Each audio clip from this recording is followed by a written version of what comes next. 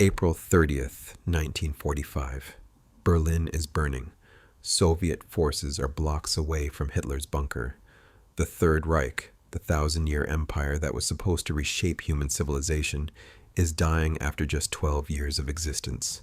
In his underground tomb, Adolf Hitler puts a gun to his head and pulls the trigger. The war in Europe ends 8 days later. The world exhales. The nightmare's over. But as Allied forces swept through the shattered remnants of Nazi Germany, they began discovering things: secret installations buried in mountains, underground factories carved into rock, research facilities that looked more like science fiction than actual science. And in the testimony of captured scientists, in classified documents, in whispered conversations between prisoners, a story emerged. A story about a device the Nazis had been developing. A bell-shaped machine, codenamed Die Glocke, the bell. A device that supposedly manipulated time itself. A weapon that could change the outcome of the war, maybe change the nature of reality. Most historians dismiss Die Glocke as myth, as post-war propaganda, as the fantasies of conspiracy theorists desperate to believe the Nazis had secret wonder weapons that almost won the war. There's no hard evidence it existed, no photographs, no blueprints, no captured device sitting in a warehouse somewhere. And yet, the story won't die. It surfaces in declassified documents. It appears in testimony from multiple independent sources. It's connected to real places, places that exist, places you can visit, places that show unmistakable signs of something happening there. And it's tied to real people, scientists who disappeared, SS officers who escaped, research programs that consume massive resources for purposes that remain unclear. Tonight, we're going to explore one of the most persistent legends of World War II, Die Glocke, the Nazi bell. We'll separate fact from fiction, examine the evidence that keeps this story alive, and explore what it tells us about the terrifying intersection of science, war, and the human capacity for evil. Because whether or not the bell existed as described, something happened in those final, desperate days of the Third Reich. Something strange enough that echoes of it still reverberate 8 decades later. Let's begin where all good mysteries begin, with the man who first brought this story to light. The modern story of Die Glocke begins in 2000 with a book. Polish military journalist and author Igor Witkowski published Prawda o Wunderwaffe, The Truth About the Wonder Weapon, claiming to have seen classified Polish government documents, transcripts of interrogations of Nazi SS officer Jakub Spornberg, conducted by the Polish authorities after the war. According to Witkowski, these documents described a top-secret Nazi research project centered around a device called Die Glocke, the bell. The project was codenamed Kronos, or Laternenträger's lantern bearer, and it was supposedly one of the highest priority programs in the Nazi war machine, classified even above the V-2 rocket program. Who was Jakub Spornberg? This is important because his credibility matters. Spornberg was an SS Gruppenführer, a high-ranking general in the SS. He served as the SS and police leader in Lublin, Poland, where he oversaw the liquidation of the Jewish ghetto and participated directly in war crimes. After the war, he was captured by the British, eventually turned over to Polish authorities, tried for war crimes, and executed in 1952. Before his execution, he was extensively interrogated, and according to Witkowski, in those interrogations, Spornberg described a project he had been involved with near the end of the war. Here's what he allegedly said. The bell was housed in a facility near the Wenceslas mine, close to the border between Nazi Germany and occupied Czechoslovakia, in the area now known as Ludwikowice Kłodzkie in Poland. The device itself was approximately 9 feet wide and 12 to 15 feet high, shaped like a bell made of a hard, heavy metal that might have been ceramic coated. It consisted of 2 counter-rotating cylinders that would spin in opposite directions when the device was activated. Inside these cylinders was a substance called Xerum 525, a mercury-like violet-colored metallic liquid that was possibly a compound of mercury and other elements, perhaps including thorium. The bell would be activated, The cylinders would spin at high speed, and something would happen. Something that killed most of the scientists who worked on it. According to the testimony, 5 out of 7 scientists who conducted initial experiments with the bell died within weeks of exposure. They exhibited symptoms consistent with severe radiation poisoning, cell breakdown, disrupted neurological function, DNA damage. Animals and plants exposed to the bell during testing showed decomposition and crystallization as if they'd been rapidly aged or had their molecular structure disrupted. The project was overseen by SS Obergruppenführer Hans Kammler, one of the most mysterious and powerful figures in the late war Nazi hierarchy. Kammler was responsible for the construction of concentration camps, the V-2 rocket program, and numerous secret projects. He disappeared at the end of the war and was never found, officially declared dead, but no body was ever recovered. The project allegedly consumed enormous resources, priority allocation of materials and personnel, executions of scientists and slave laborers to maintain secrecy. Sporenberg claimed that 60 scientists and technicians were killed by the SS as the war ended to prevent them from being captured and revealing what they knew, and the purpose of the bell. According to the testimony, it was described variously as anti-gravity research, as a power source, and most fantastically, as a time manipulation device, something that could create a field that altered the flow of time itself. When the Red Army approached, the bell was supposedly evacuated, disassembled, transported, hidden, or taken out of Germany entirely, perhaps to South America, where numerous high-ranking Nazis fled after the war, perhaps to Antarctica, where conspiracy theories claim the Nazis had a secret base, or perhaps it was destroyed, or never worked in the first place. This is the story Igor Witkowski presented, and immediately it became controversial. Why?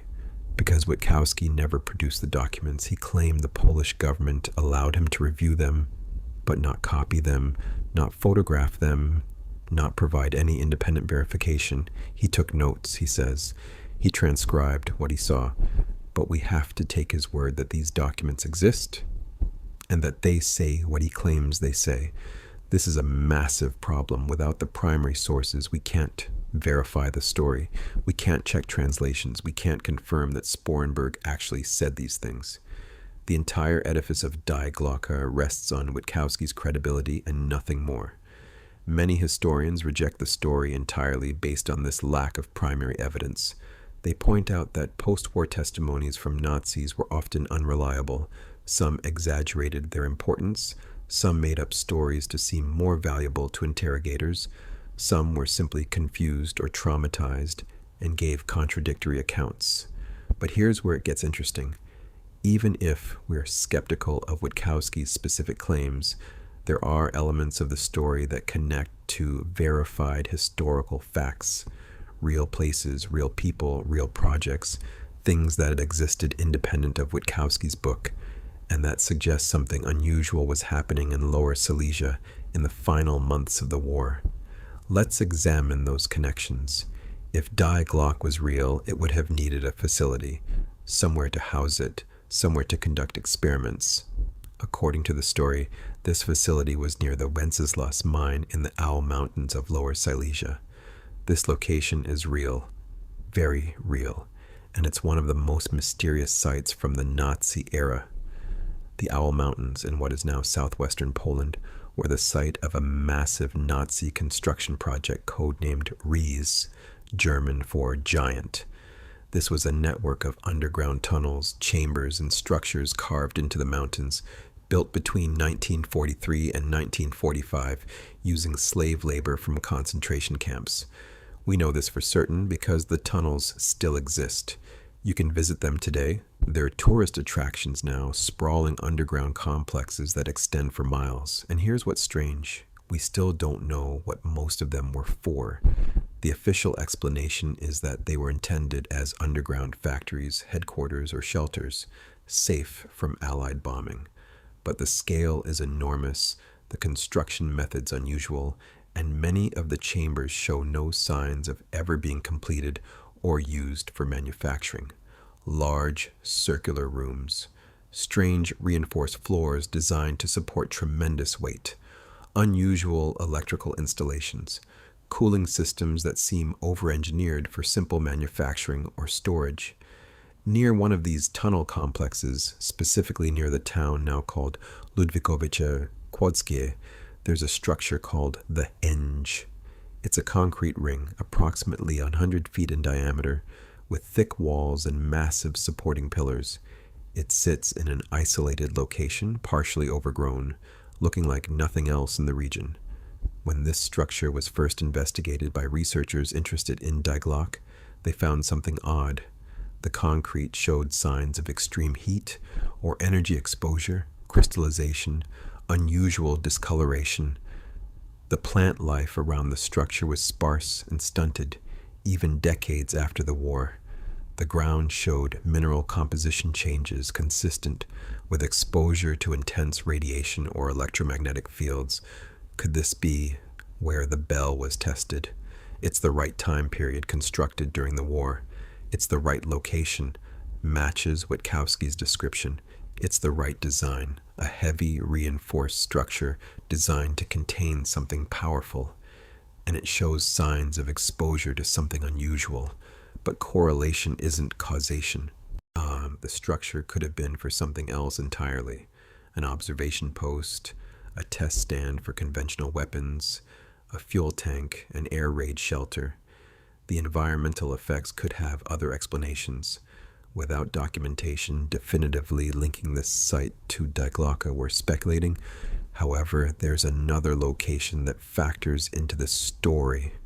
The Wenceslas mine itself. The Wenceslas mine was a real mine used by the Nazis during the war.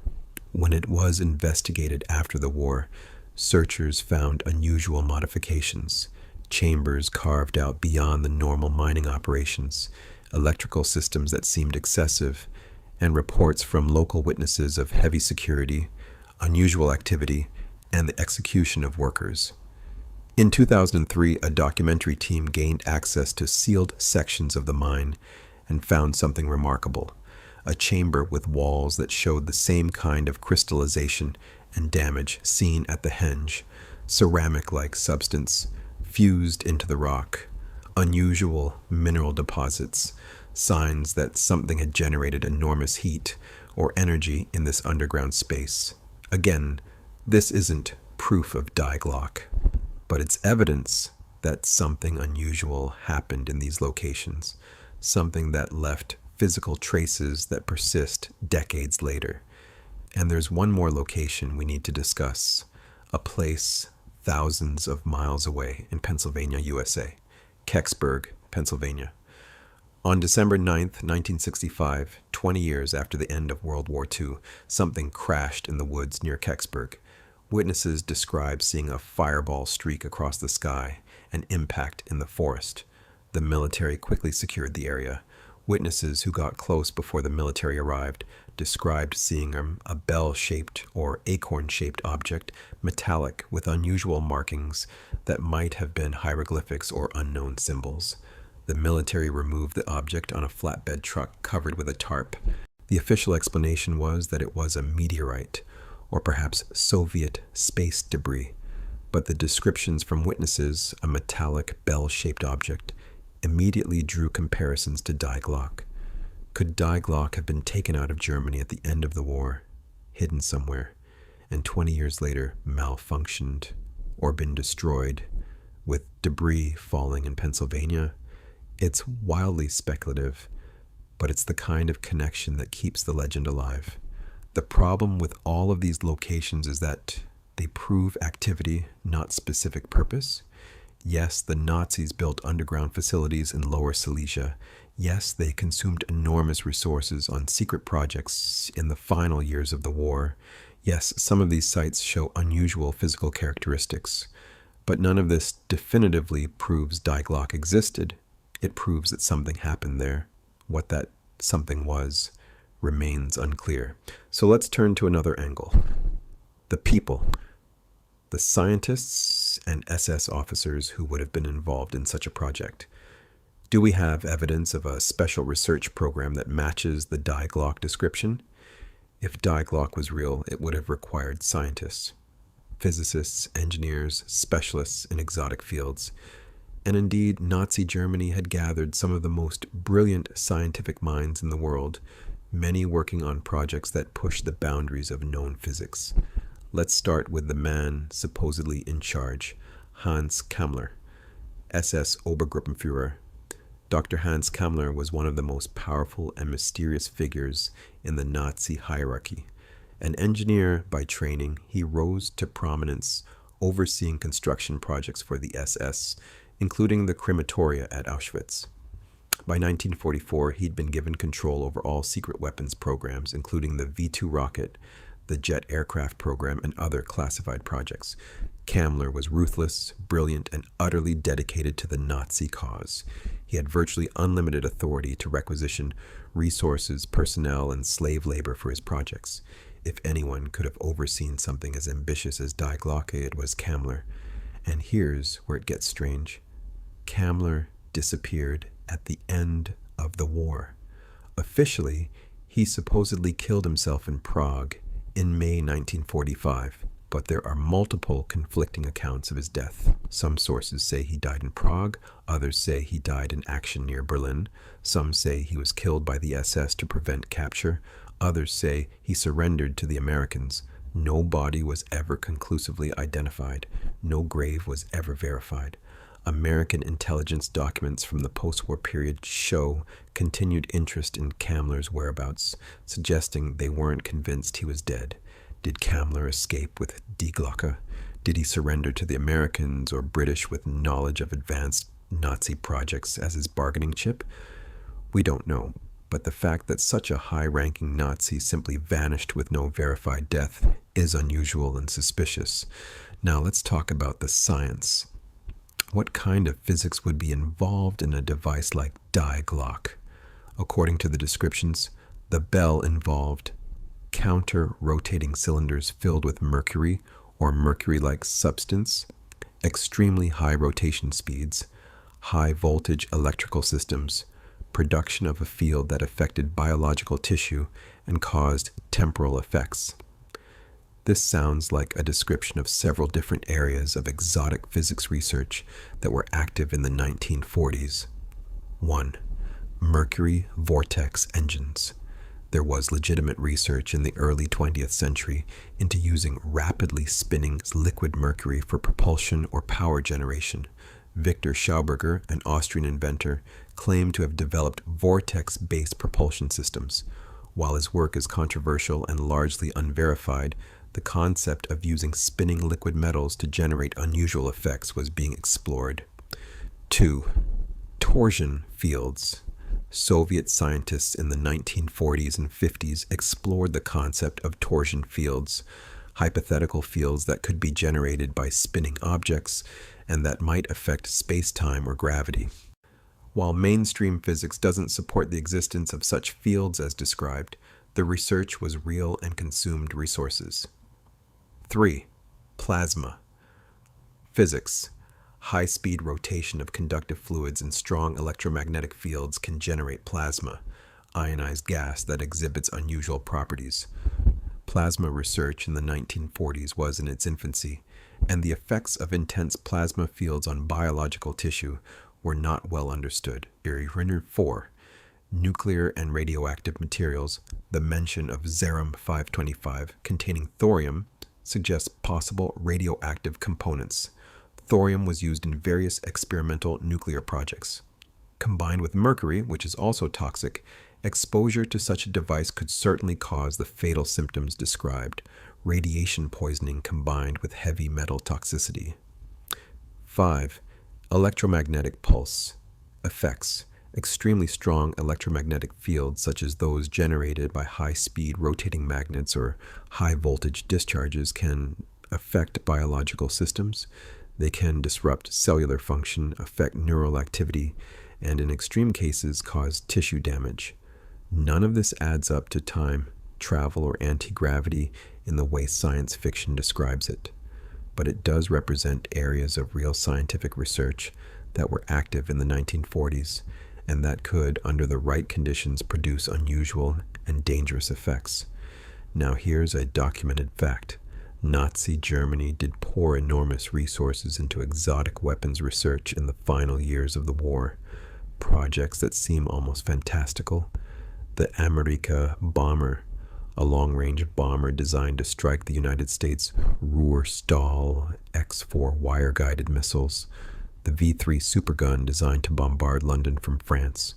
Experimental jet aircraft including the Horten Ho 229 flying wing, research into directed energy weapons, studies of nuclear fission for potential bomb development of nerve agents like sarin and taboon. Many of these projects failed or were never completed, but they show that the Nazi leadership was willing to invest in speculative technology, hoping for a wonder weapon that could reverse their losing position.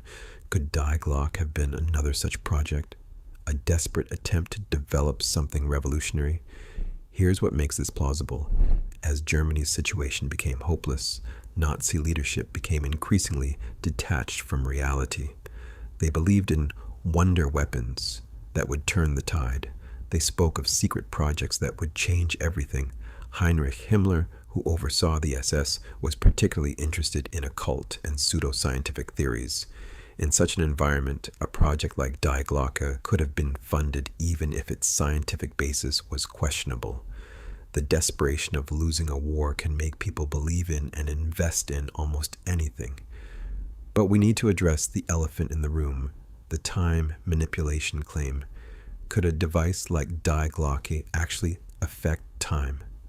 Let's be clear from the start. According to our current understanding of physics, the kind of time manipulation described in Die Glocke, stories creating a field that slows, stops, or reverses time, is not possible with any technology we can imagine, let alone something the Nazis could have built in 1945. Time travel and time manipulation are enormously complex topics in theoretical physics. Einstein's relativity shows that time is relative. It flows at different rates depending on velocity and gravitational fields. GPS satellites have to account for time dilation because time moves slightly faster for them in orbit than it does on Earth's surface. Time is not absolute, but creating a machine that generates a field affecting time locally, that would require 1. Enormous energy. General relativity shows that massive amounts of energy can curve space-time.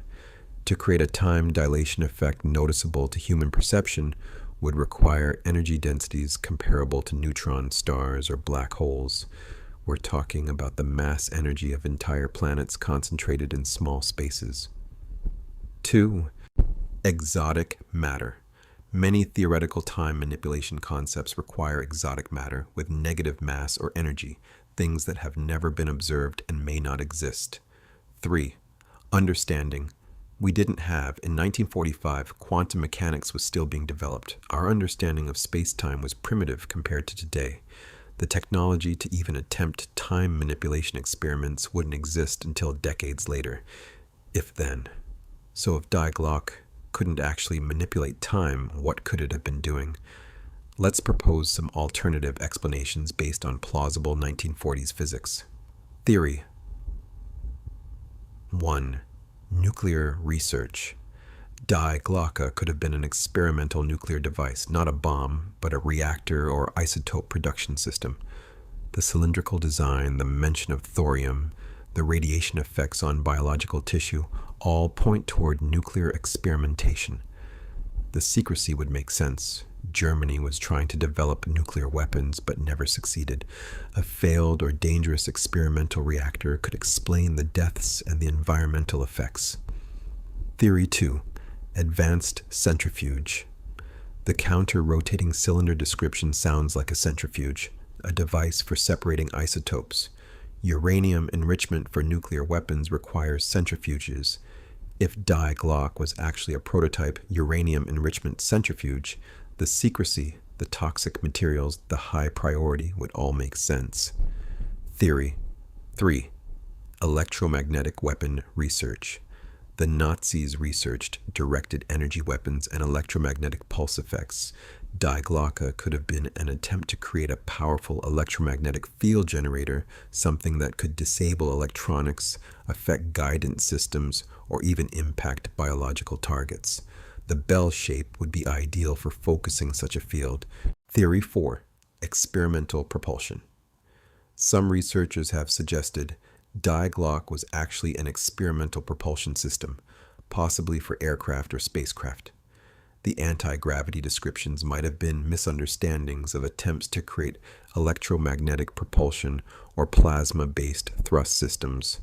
Theory 5. It was complete fiction. The most skeptical explanation is that Die Glocke never existed at all, that Sporenberg either never said what Witkowski claims, or that Sporenberg himself fabricated the story to seem more important during interrogation, or that Witkowski invented or embellished the entire thing. Here's what supports the skeptical view. No contemporary documents from Nazi Germany mention Die Glocke by name. No captured scientists testified about such a project. No physical evidence of the device has ever been found. The story only surfaces in 2000, 55 years after the war ended. The primary source, documents cannot be verified. Many of the claimed effects violate known physics. But here's what keeps the story alive, despite these problems.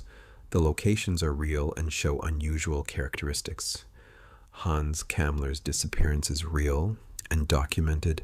Nazi exotic weapons. Research was real and extensive. The general pattern of secret mountain facilities is verified. Multiple independent witnesses have reported seeing the Henge structure and its unusual properties. The Kecksburg incident, while possibly unrelated, provides a strange modern connection, so we're left in an uncomfortable middle ground. We can't prove Die Glocke existed, but we also can't completely dismiss the possibility that something unusual was happening in Lower Silesia in 1945. Let's explore what that something might have been, even if it wasn't time travel. Here's what we can say with confidence. Fact 1. Nazi Germany conducted extensive research into unconventional weapons and propulsion systems in the final years of the war. This is documented beyond dispute. Fact 2. The Owl Mountains in Lower Silesia were the site of massive underground construction projects, many of which remain mysterious in purpose. Fact 3. These facilities were designed to be hardened against bombing, suggesting something valuable or sensitive was intended to be housed there. Fact 4. Hans Kammler, who oversaw secret weapons programs, disappeared at war's end with no verified death. Fact 5. Structures near Ludwikowice Kłodzkie show unusual environmental effects consistent with exposure to high energy or radiation.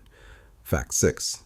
Numerous Nazi scientists were taken to the United States and Soviet Union after the war under Operation Paperclip, and similar programs specifically for their knowledge of advanced weapons and propulsion research. Now let's construct a plausible scenario that fits these facts without requiring time travel or impossible physics. In 1943-1944, as Germany's strategic situation deteriorated, Nazi leadership authorized multiple high-priority research programs aimed at developing game-changing technology. These included jet aircraft, ballistic missiles, and more exotic concepts.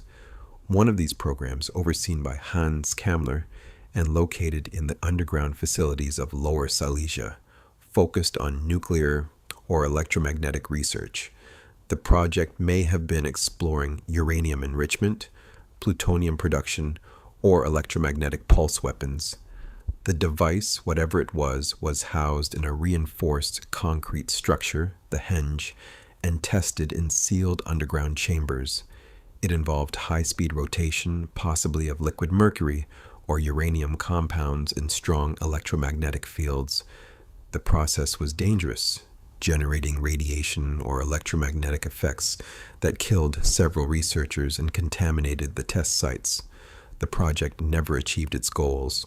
As the Red Army advanced, the device was either destroyed to prevent capture or partially evacuated.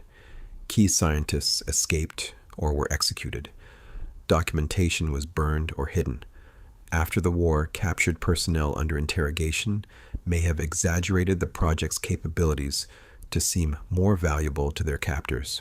They were too little, too late, developed by a regime that had already lost through strategic stupidity, criminal brutality, and industrial overextension. If Die Glocke existed, it probably followed the same pattern. An ambitious project that consumed resources, killed researchers, and ultimately failed to deliver on its promise. But here's what we can learn from the Die Glocke legend, regardless of its truth. First, secret weapons programs in wartime often promise more than they deliver. Desperation breeds magical thinking. Leaders invest in fantasy when reality has turned against them. Second, the line between legitimate scientific research and pseudoscience becomes blurred during crises. When normal methods fail, exotic theories become attractive, even if they violate known physics.